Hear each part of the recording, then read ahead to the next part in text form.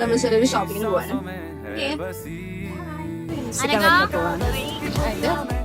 അനഘ വിളി റിമി പട്ടീനെ കണ്ടത് വിളിച്ചാണ്. ആൾക്ക് പട്ടീനെ പേടിയാണ്. രണ്ടാണ് വൈറ്റ് ആണെങ്കിൽ. നാളെ അനുശ്രീന്റെ ബർത്ത്ഡേ ആണ്. സോ അനുശ്രീ ഞങ്ങൾക്ക് ഫ്രൈഡ് റൈസും അതുപോലെ തന്നെ ബട്ടർ ചിക്കനും ഉണ്ടായിട്ടാണ്.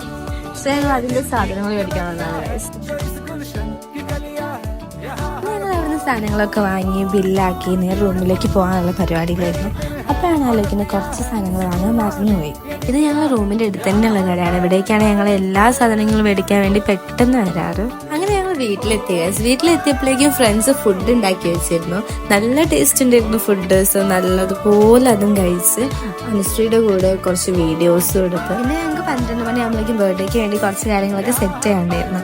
അപ്പൊ ഇന്നത്രയുള്ള ഗൈസ്, ബൈ.